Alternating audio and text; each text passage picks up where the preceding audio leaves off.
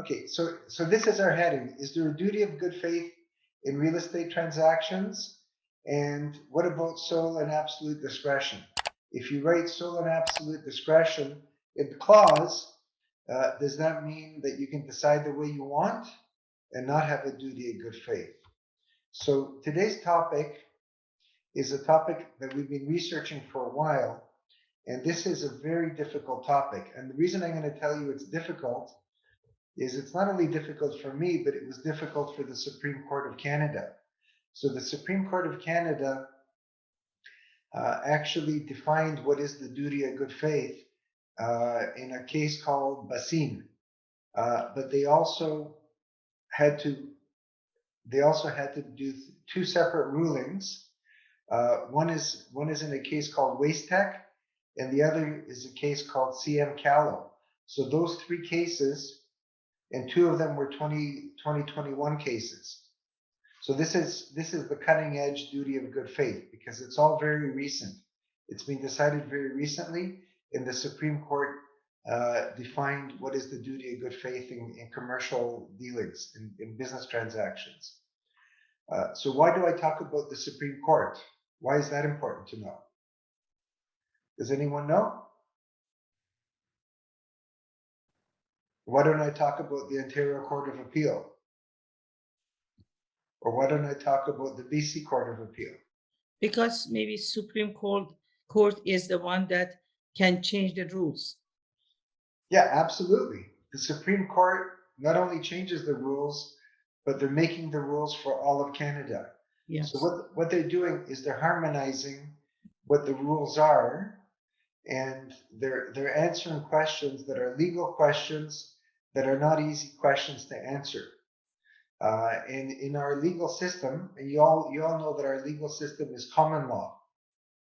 Okay, so what does common law mean? Does everyone know?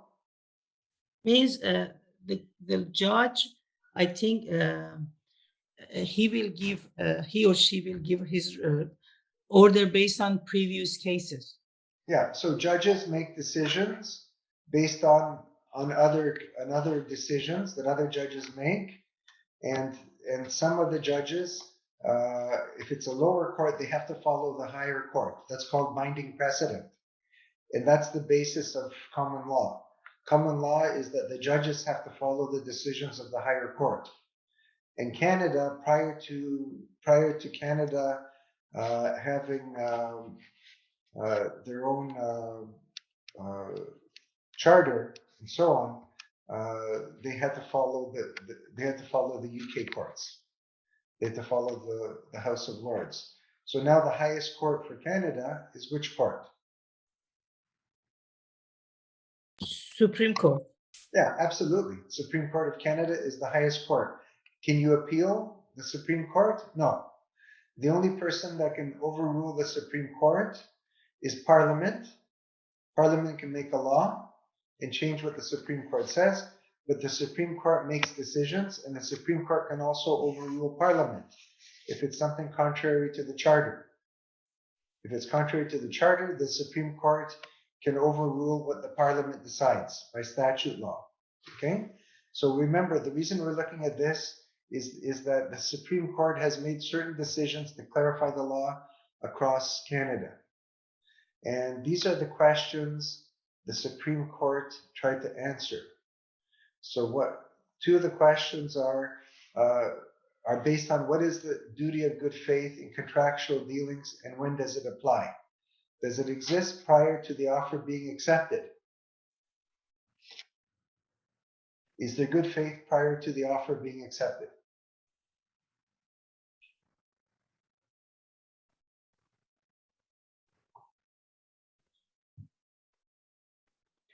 What is the duty of good faith? We haven't really defined it, but I will tell you that the case called Bhasin says there is no duty of good faith until there's a deal.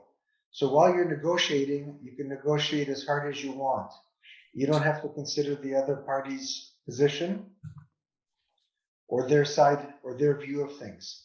You only look at what you want, and that's enough. And that creates efficiency in the marketplace. And then the next question is, once there is a duty of good faith, how do we interpret the duty of good faith in the fulfillment of conditions? So there is a duty of good faith. It exists only upon there being an agreement. So if there's an agreement, whether it's conditional or firm deal, you have the duty of good faith in fulfilling your conditions. So what does that mean? What does that mean to you? How does it interpret it during the form?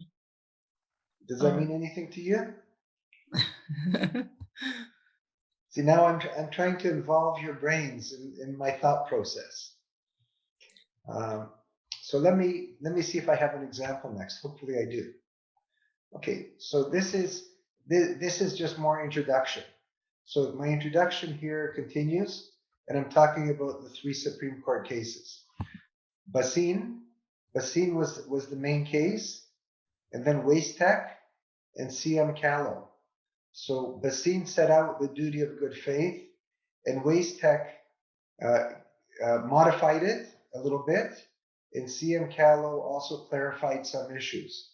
So these are the questions that they're dealing with, that the Supreme Court is dealing with. When does it apply?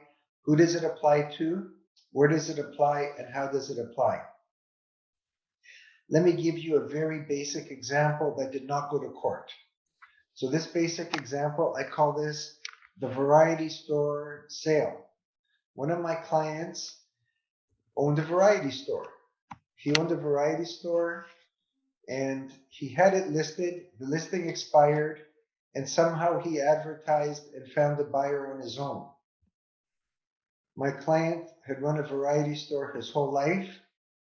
He knew about running variety stores. He not only had tobacco, but he also had lottery.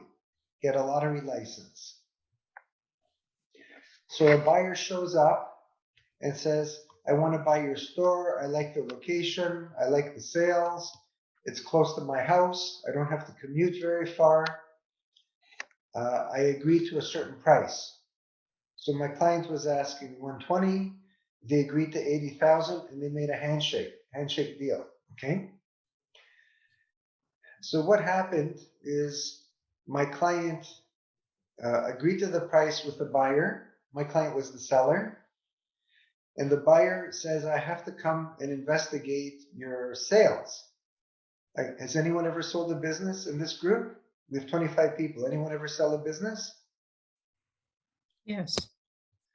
Yeah. So what happens during a condition?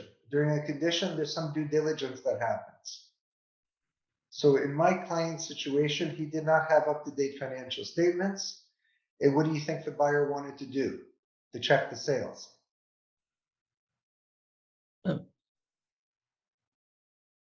He says, I want to come to the business every day and watch how many sales you have. And I want to see how much you have in the cash register. I want to see your point of sale machine, POS machine, your debit credit machine. Does that make sense? So he's going to see in a week or 2 weeks' time what the average sales are. Does that make sense? Yes. So what is he exercising? He's exercising like a due diligence. So even though they didn't have a written agreement, they had a handshake deal like this. The buyer is exercising due diligence. He was satisfied with the sales. And then he asked the seller, he says, let me see the lease. And to the buyer's surprise, the lease was expired. It was going to expire in about a month. Does that make sense? And now I'm going to tell you why my client was selling. My client had numerous arguments with the landlord, and the landlord said to him, I'm not going to renew your lease. So what do we really have to sell if the lease is not renewable? Nothing, just a name. Is a business worth anything if you have to move it? If you have no more lease? What's the problem with moving a business? If you lose customers. Say that again? You lose customers. Yeah, so you have interruption of business if you move it. So if you move it far away, you have a bigger interruption and you lose lots of customers. If you can find a way to move it next door or very nearby, maybe you'll lose less customers. And I see that all the time. You see one business closing and then they open up next door because they got a better deal on the rent or something. In this case, it was a plaza and there was no next door available. So the buyer says to the seller, your lease is over. How can I buy this business? The seller says, you just go talk to the landlord and he'll give you a new lease. So the buyer went and spoke to the landlord and he got a new lease for 15 years. They signed a lease. They executed a lease, but he did not complete an agreement of purchase and sale with my client for the business assets. So what does that mean now to my seller client? Is he vulnerable now? The buyer doesn't want to pay $80,000 for the business because he already has the lease. The buyer is saying, what do I want your old shelves and your stale inventory for when I can just buy new shelves? Yeah. And I can just buy new inventory, the inventory that I want. Does that make sense? Yes. So what happened here? Does my client have any rights? What rights does my client have here?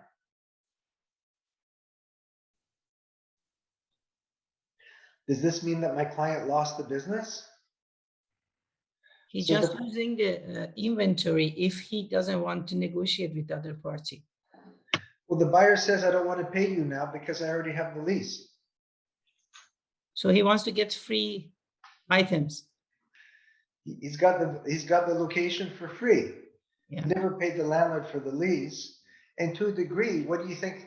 Why do you think the buyer took the location? Because the buyer took it because there's already an amount of goodwill that's associated to the location. How is the seller going to transfer the goodwill to another location? It's almost impossible, right?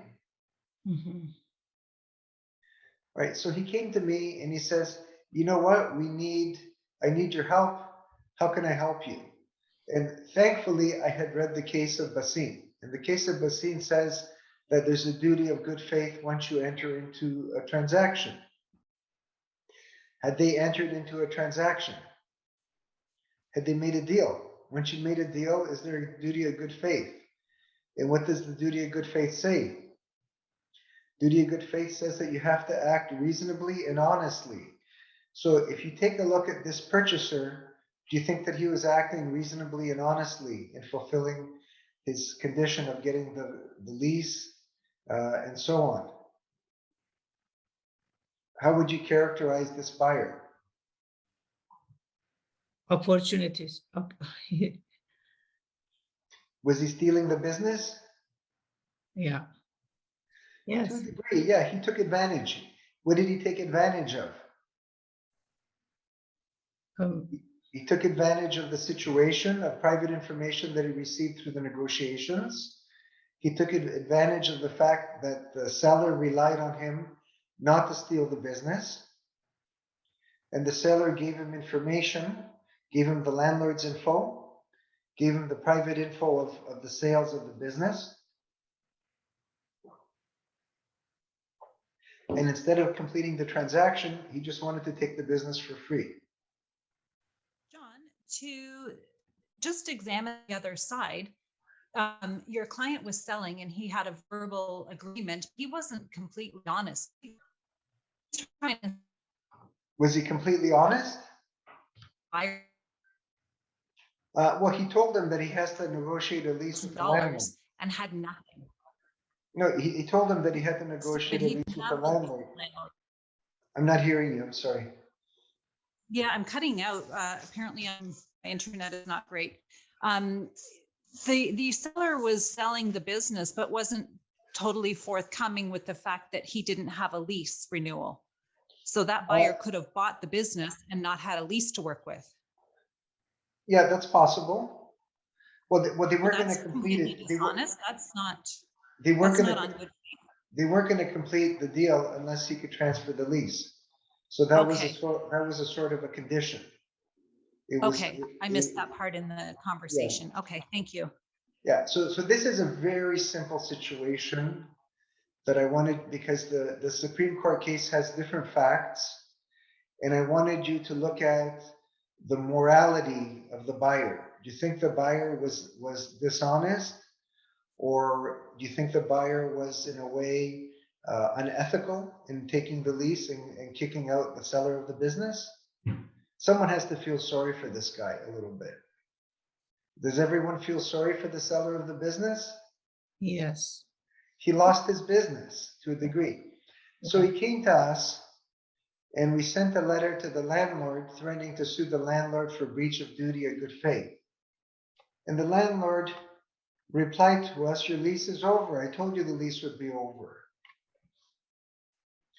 We also sent a letter to the buyer, and we threatened to sue him for the breach of duty of good faith, and we demanded the value of the business from him. And the buyer says, "I have no obligations to you because we have nothing in writing." What is he claiming? He's claiming statute of frauds. Statute of frauds is that's a technical way out, isn't it? But in fairness, was this a fair deal? So basically, courts have jurisdiction called equitable jurisdiction. They can make decisions based on fairness. And in this case here, early on, before we concluded with the buyer, the landlord offered my client some money to go away. They offered my client $20,000. So my client and the landlord both realized that the landlord had some duty. The landlord and my client had a long relationship. The landlord knew that my client was selling the business, and that a new buyer would come and try to negotiate with the landlord. Even though there was no option to renew, the landlord and the buyer and the seller had some understanding that they would permit them to sell the business. To a degree, they had this kind of unspoken understanding. And for them just to enter into a deal with the buyer, that put the landlord into trouble. Because if my client sued the landlord, do you think he would come back empty-handed? He would probably get something. I don't know what he would get, because there was no further right to renew in the agreement. But the reality is the landlord was willing to renew it as a variety store to someone. And why wouldn't they renew it? That was the question. That's a whole other question that wasn't answered. But the reality here is quite simple. Both buyer and landlord made a settlement with my client. And my client was paid out an amount of money that he was happy with. And one of the key pieces of evidence that we had was that the buyer had actually gone to AGCO and he transferred the liquor license. Does that make sense? So although they had no written agreement, he took steps as if they had an agreement to take something that he wasn't entitled to. He transferred the liquor license to his name. And that was enough evidence for his lawyer to tell him, you know what, you better pay, because you're going to lose this if he sues you. That was the nail in the coffin for this particular buyer. And so my client got a settlement. He got $60,000. He ended up keeping the liquor license and all the inventory and all the equipment of the business, the cash register and the shelves and whatever refrigerators the business had. And my client moved them to another location nearby, and he opened another variety store. Because it was a settlement, it was not a sale of a business. So there was no non-competition. So my client ended up okay at the end of that. It wasn't what he expected. He didn't retire, but he still ended up with his business. Does that make sense? So do you think that was a fair outcome for my client? Do you remember what I said? This is all about fairness. Yeah. Better than nothing. Yeah. It's a way better outcome than nothing. Yes. It's much better than nothing. Did he receive any money from the landlord? He got money from both. Altogether 60? He didn't get the 80,000 that he agreed to. Maybe he got 60, but he ended up keeping two of the most important things: the liquor license and the tobacco license, and all of his stock, Wow. shelves and equipment. And he just opened up another variety store. But the reality is that this guy, we barely saved him. It was a big problem. So basically, why do we have a duty of good faith in contractual performance? So there's three major decisions. Two of them are 2021, this year, and they all recognize the duty of good faith arises out of commercial realities. What are commercial realities and what is good faith?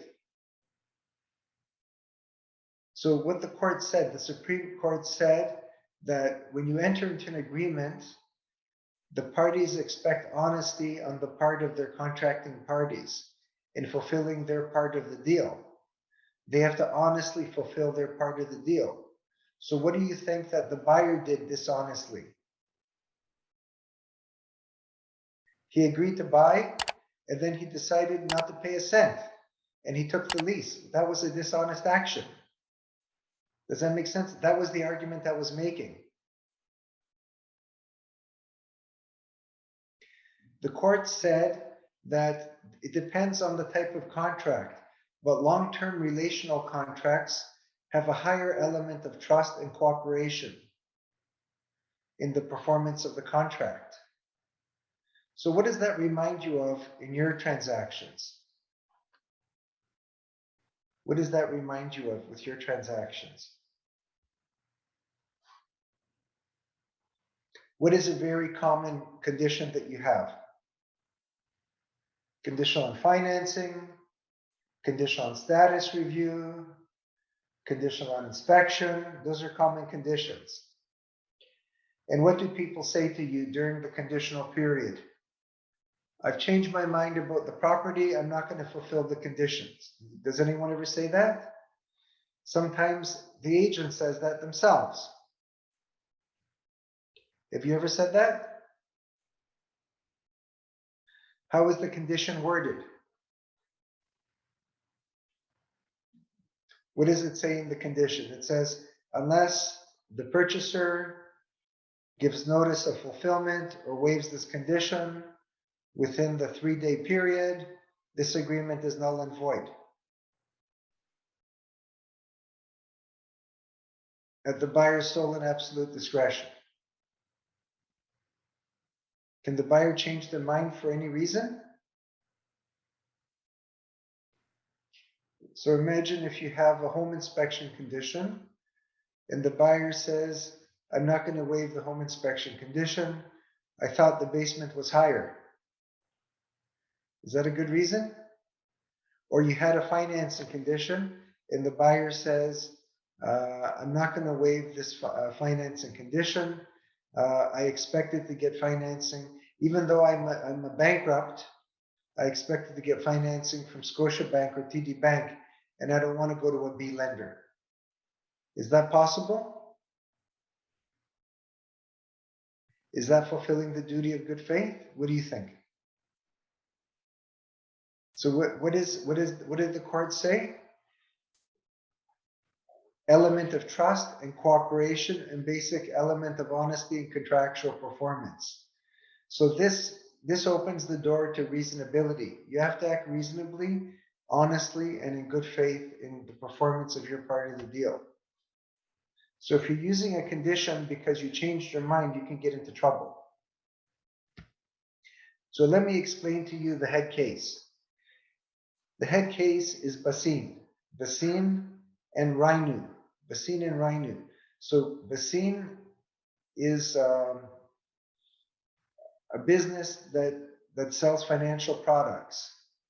And Can-Am supplies the financial products to Bhasin and Rhino. Bhasin and Rhino take financial products from Can-Am and they resell them to the public. Each of these companies has a 3-year contract that renews automatically, unless one party gives 6 months notice not to renew. And this has been going on for quite a few years, for maybe 10 or 20 years. They've have a very close relationship, Bhasin and Can-Am and Rhino and Can-Am. Bhasin and Rhino are competitors. They're business rivals. And they're selling financial products. What financial products could these be? They could be RRSPs, they could be some type of investments. I don't know what they are. But it's a niche market, and Can-Am was being investigated by the Alberta Securities Commission, and Alberta Securities Commission required Can-Am to appoint a single provincial trading officer to ensure compliance with provincial security laws. So what did Can-Am do? Can-Am appointed Rhino. Is that a problem? So basically, Can-Am was giving Rhino access to all of Bhasin's private information. So can you imagine what private information Rhino would get from Bhasin? They would get their client lists. So would you give your clients' names and phone numbers No, to someone? Why not? because Especially if they were buying all the time, because you develop those relationships and that's your inventory, whether it's buyers or sellers. Would you give someone the name and phone number of a person you're going to take a listing from?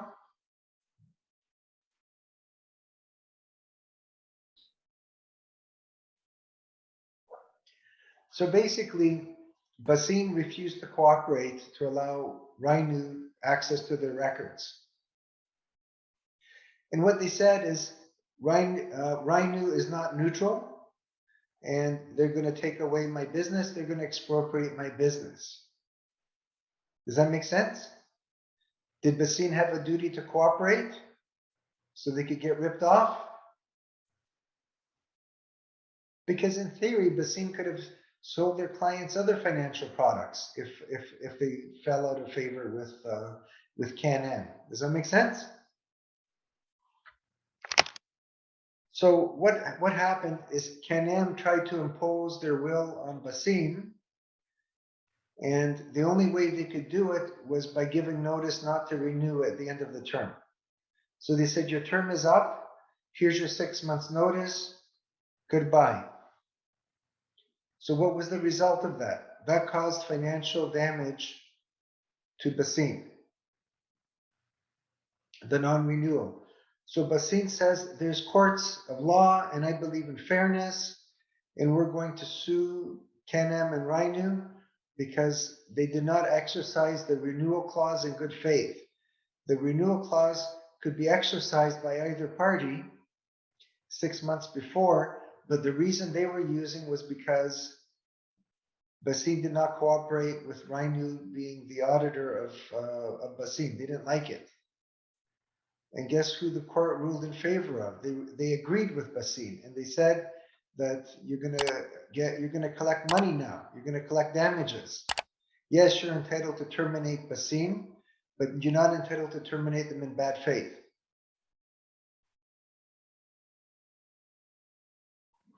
Therefore, now you're going to pay them. Does that make sense? So the court in this case went on to discuss what is good faith. And the court said good faith in contractual performance is recognized as two things. First, it is an organizing principle of law. That means it exists, and it doesn't have to be an express term of the agreement, but it's present in all contracts. Didn't Paula say that in the beginning? Paula, what did you say? It's assumed. yes. You said it's assumed. And that's another way of saying this is an underpinning. It's an organizing principle. And the court went on to say that the standard that we use to judge a contract by is that the parties must perform their contractual obligations honestly, reasonably, not capriciously and arbitrarily. What did Can-Am do to Bhasin? They terminated them according to the contract, but they did it in an arbitrary way, in a capricious way that had nothing to do with their performance. They terminated them because Bhasin objected to the appointment of their competitor as their auditor. So basically, the court looked at this relationship and said, you know what, this relationship doesn't make sense because for this relationship to work, there's a duty of honest performance. In Can-Am, you haven't fulfilled the duty. Therefore, now what? Now you pay. Who do you appeal the Supreme Court decision to? To no one. This is a binding decision. When the Supreme Court decides, there's no longer an appeal. And you don't have an automatic right to go to the Supreme Court when you go to your provincial court of appeal. So the Supreme Court only listens to things that they think were unfairly decided or matters that are of national importance.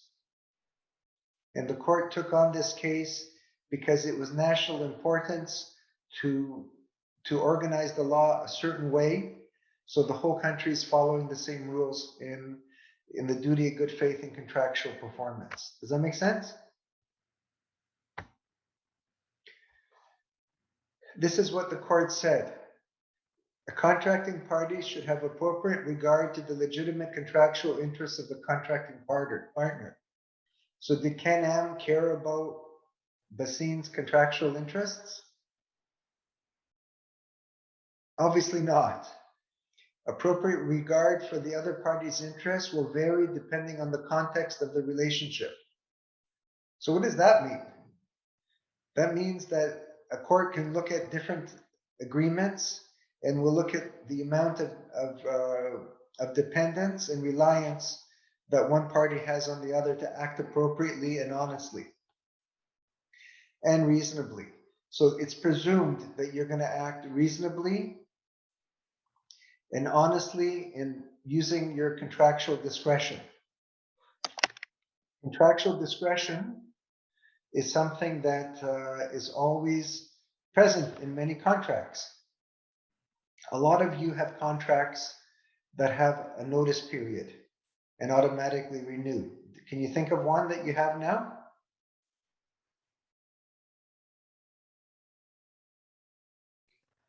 Do you have a notice period for your Rogers account or your cell phone account, cable TV? Yes. Do you have to sign a new contract every year? You don't need to sign a new contract every year, but if you want to cancel it, you have to give some notice. Most of you or all of you are independent contractors with your broker. Is there a notice requirement in your agreement? Almost every broker has a notice requirement that ranges from 24 hours to months or even years, depending on the brokerage. I don't know what your contract says, but there's always a notice requirement for either side to give notice. Does that make sense? So if someone exercises the notice requirement, they have to do it taking consideration of the other party's contractual interests. And they have to do it for good faith reasons, not for bad faith reasons. So what are legitimate contractual interests? Legitimate contractual interests are interests that you would expect the other party to have based on when the bargain was struck. It does not require you to serve all of those interests. It only requires that a party not undermine those interests in bad faith. The court acknowledged a party's right to pursue individual self-interest. The court acknowledged that in commerce, a party may sometimes cause loss to another, even intentionally, in the legitimate pursuit of profit or economic self-interest. It's okay to money. It's okay to make money. Sometimes business is win and lose. It's not always win-win. The court acknowledges this. But once you have an agreement, you have to take consideration to the other party's interests. when you exercise discretion.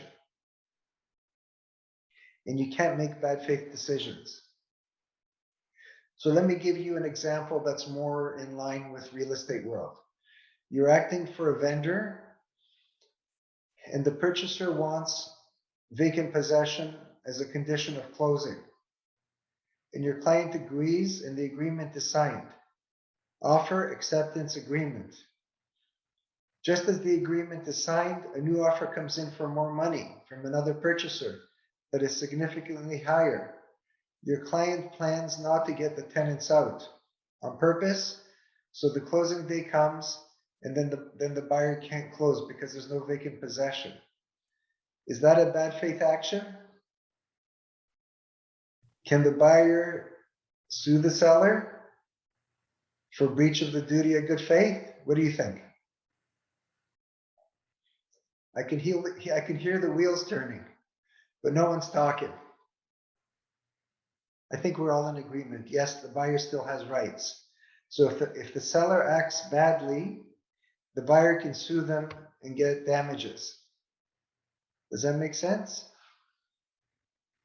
So the idea is you're not just to attempt, if you're not to attempt to fulfill your obligations, you may be liable for a violation of the duty of good faith. So the seller had to take steps to kick the tenants out. To what degree, I can't tell you. Usually it's based on what the agreement said. But the buyer is entitled to expect what they contracted for, and they're entitled to expect the seller to act in good faith to fulfill the terms of the conditions once they sign the agreement. I've seen this many times. Sometimes it's vacant possession. Sometimes it's applying for probate, where we see the seller just doesn't apply for probate, and the agreement says if probate is not received by a certain date, the deal is off. And the seller wants to break a deal. And then we run to the courts for relief. So what is appropriate in the real estate context? How do you fulfill a financing condition or a home inspection condition or status condition? What if you're acting for a buyer and your buyer doesn't want to even apply for financing? He says, I didn't get financing. And the agreement says if the buyer doesn't get satisfactory financing, it is sole and absolute discretion. The agreement is null and void. What can the seller tell this buyer? Show me some refusals from banks. He might even ask for his application. We may even have a seller that offers the buyer a VTB. The whole result of that would be that the buyer may lose their deposit and be sued for damages. Sometimes, if I get involved early enough, I will draft an agreement and a condition in the agreement that gives the buyer a way out. So usually I say sole and absolute discretion, acting reasonably or unreasonably. Reasonably or unreasonably implies that we can change our mind for any reason. We don't have to act a certain way as long as we apply, as long as we try.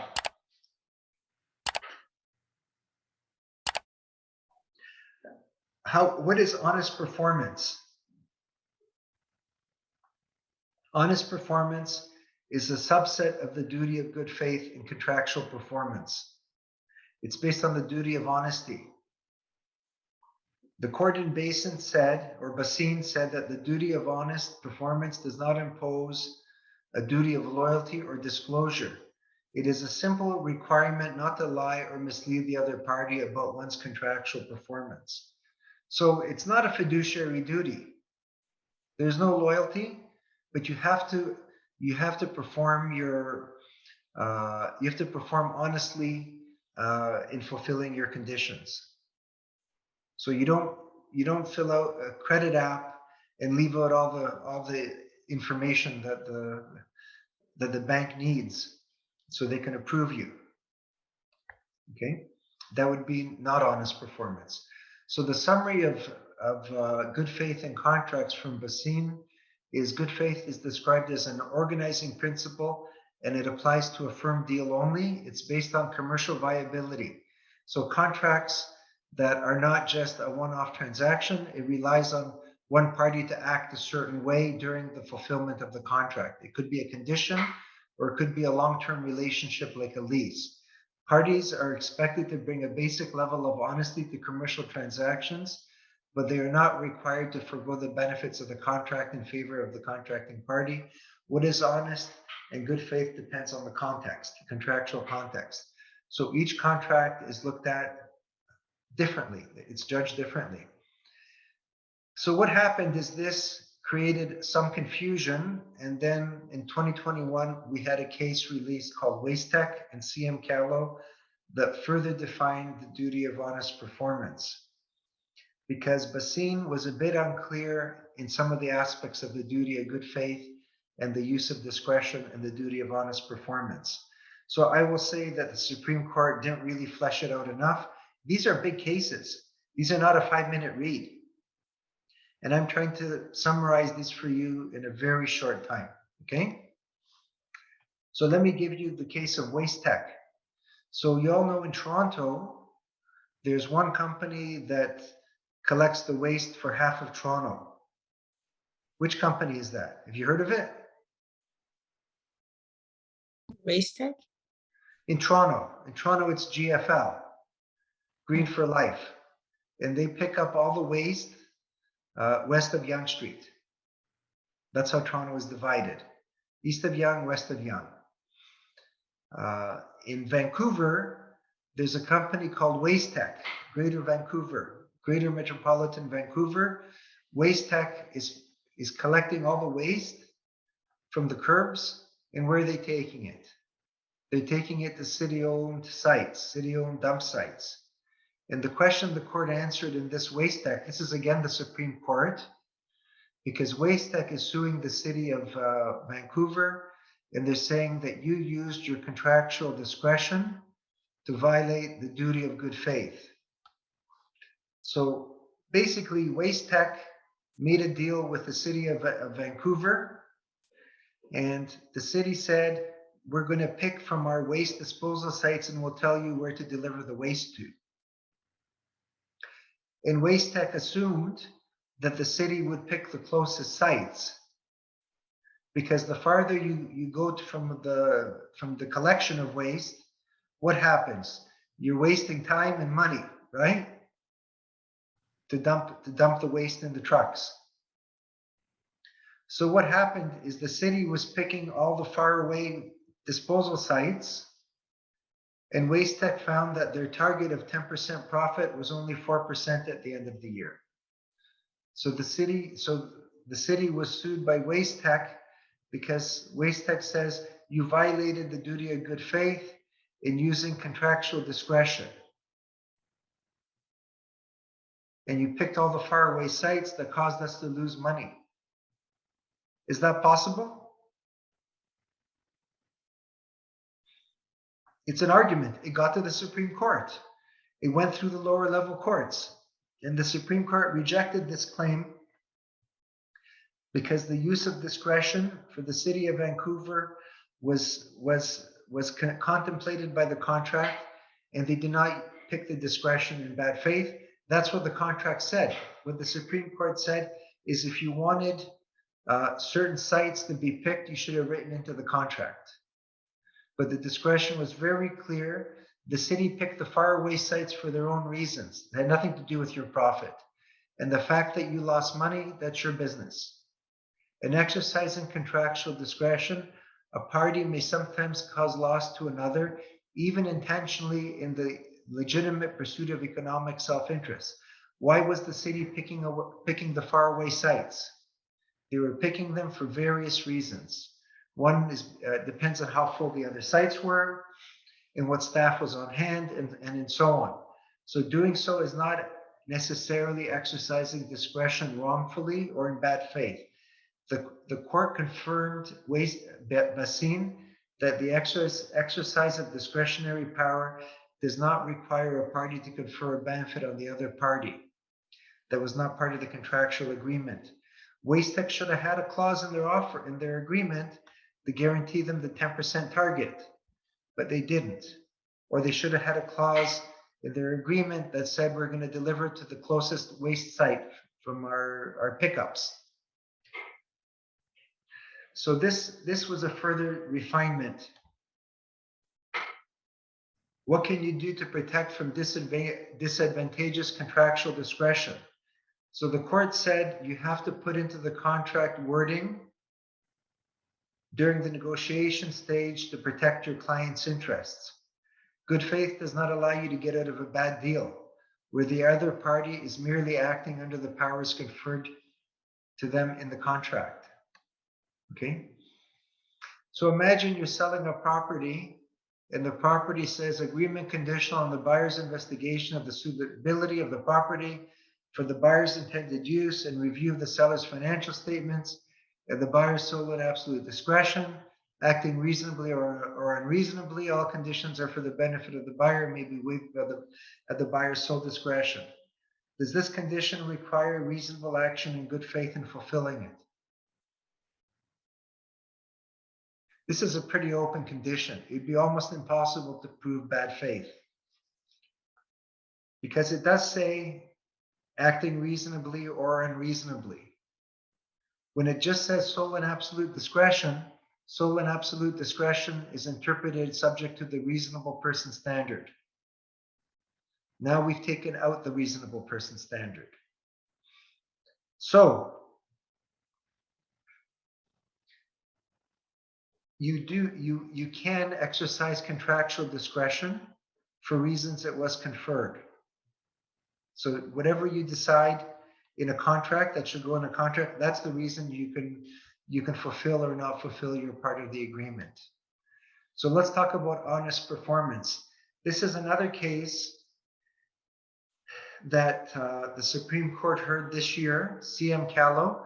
This is the duty of honest performance in contract. And here we have a condominium corporation.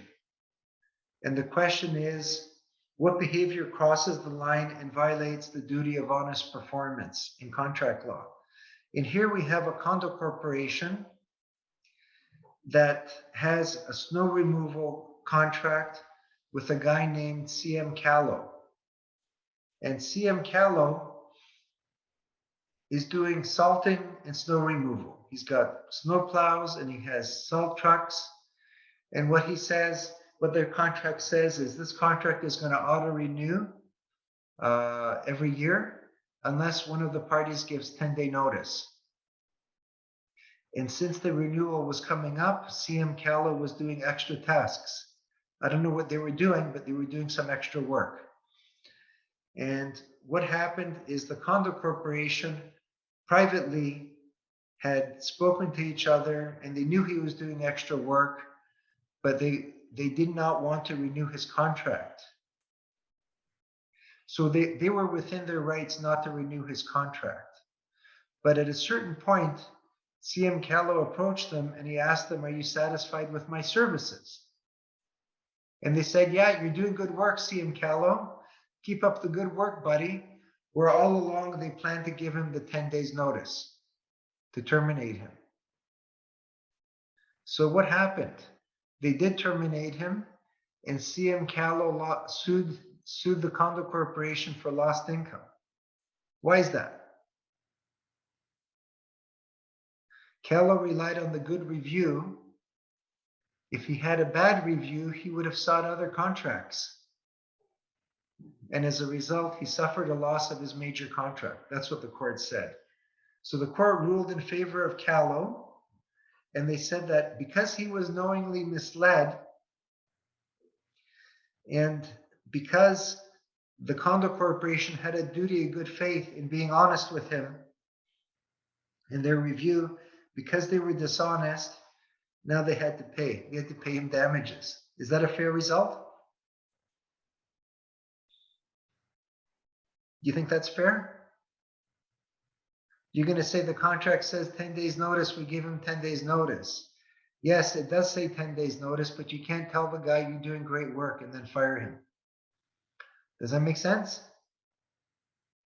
Because there's an expectation that the contract will continue and there's an expectation that there's going to be a duty of good faith exercised in terminating it and in the information that they're giving him. So there's a broad notion of what is misleading. Honest performance. So while the duty of honest performance does not require a party to act angelically by subordinating their own interests, they must refrain from lying or knowingly misleading the other party. The court viewed this duty not as a duty to act honestly, but as an obligation to mislead. So what could they have said to CM Callow when he asked them? They could have said, we're still deciding, or we're not going to give you an answer till 10 days before. But instead they said, good work, buddy. Keep up the good work. And the poor guy ended up without a contract, and he did sue, and he did get a fair result, in my opinion. Does everyone agree that he got a fair result? No one agrees.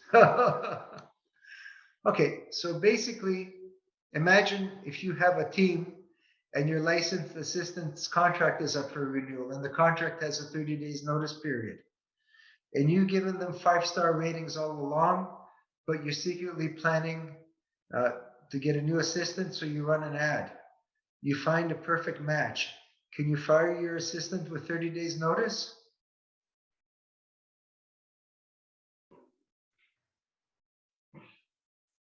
I'll let you think about that. Because that falls into CM Callow. So the Supreme Court says if you do give notice, you have to exercise the discretion in an honest fashion. And because you gave the person the 5-star review, you knowingly misled your contracting party. This could lead to liability and damages, even if the other side is not disputing your right to terminate the contract. Can you imagine the contract is in black and white and it says you can terminate it, but because of your behavior, of dishonest behavior, you lose contractual rights. So these are the takeaways I want you to have. So we're almost out of time now. It's almost 11, and I will take your questions if you have any. So these are the takeaways. You need to ensure that you're at least thinking about the other party's contractual interests as shown in the contract. You must be careful not to knowingly mislead the other party because you could be liable for damages. You should look at the contract to consider if an action you are about to take is authorized by the contract. Even if it's authorized, your behavior may modify the way you act. Consider whether the statements you are making are incomplete or misleading. Do not mislead. Do not lie. Self-interest is allowed. You may find an assistant that works for less money. That's a legitimate reason to terminate the person. If the contract says 30 days notice, you can do that. But you can't give them a 5-star review and say, I like working with you, and then give them 30 days notice. If you're drafting an agreement with discretionary terms in it, be careful to consider if it is in your client's interest to allow those terms, such as unfettered discretion. Unfettered discretion could be a problem for one of the parties. Thank you so much for watching. If you like our video, please hit the like button, the subscribe, and even the little bell to get notifications, just so you can stay in touch and watch more of these great videos.